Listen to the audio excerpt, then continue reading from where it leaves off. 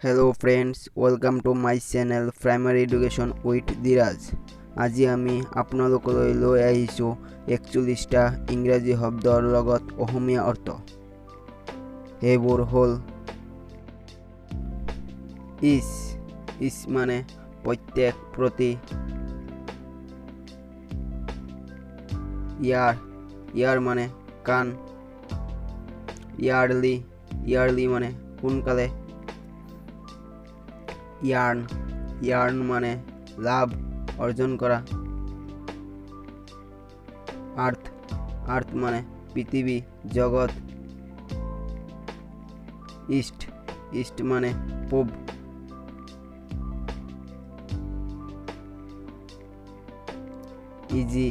Easy মানে সহজ সরল উজু,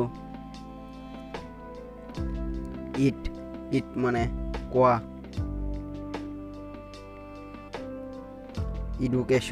এডুকেশন মানে শিক্ষা, ইগ মানে কণী, এইট মানে 8, ইলেকট্রিক মানে বৈদ্যুতিক,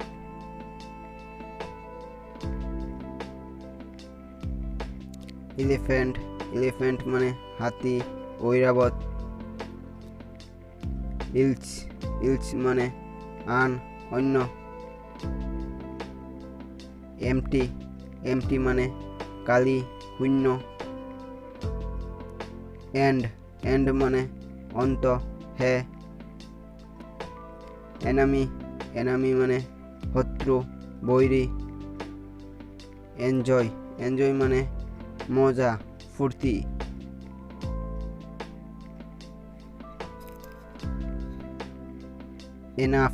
এনাফ মানে যথেষ্ট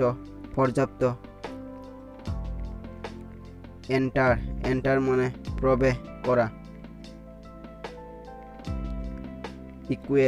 ইকুয়াল মানে সমান, এন্ট্রেন্স মানে আকর্ষিত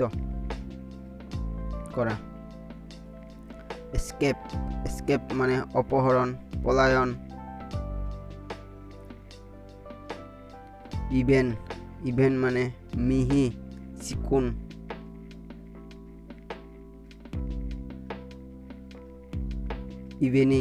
ইভিনিং মানে গধূলি সন্ধিয়া,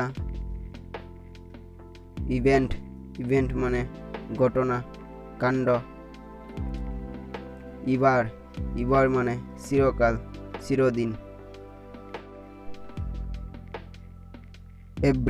এভরি মানে প্রত্যেক, এভরিওয়ান মানে প্রতিজন, এক্সাক্ট মানে একেবারে একে,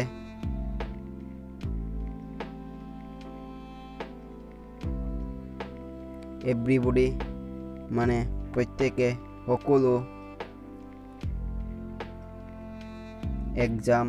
এক্সাম মানে পরীক্ষা, এক্সামিনেশন মানে পরীক্ষণ, এক্সাম্পল মানে উদাহরণ, এক্সাইটেড মানে উত্তেজিত, এক্সারসাইজ মানে ব্যায়াম,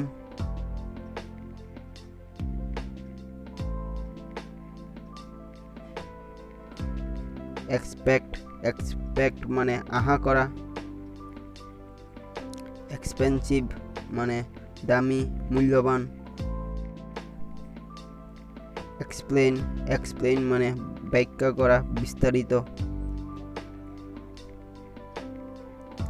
এক্সট্রিমলি মানে বৰকৈ অধিকভাৱে,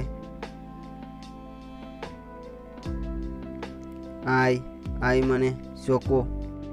যদি এনেবোৰ ভিডিঅ' আপোনালোকৰ প্ৰয়োজন তেন্তে মোৰ চেনেলটো ছাবস্ক্ৰাইব কৰি আৰু লগতে বন্ধু বান্ধৱীলৈ শ্বেয়াৰ কৰি দিব।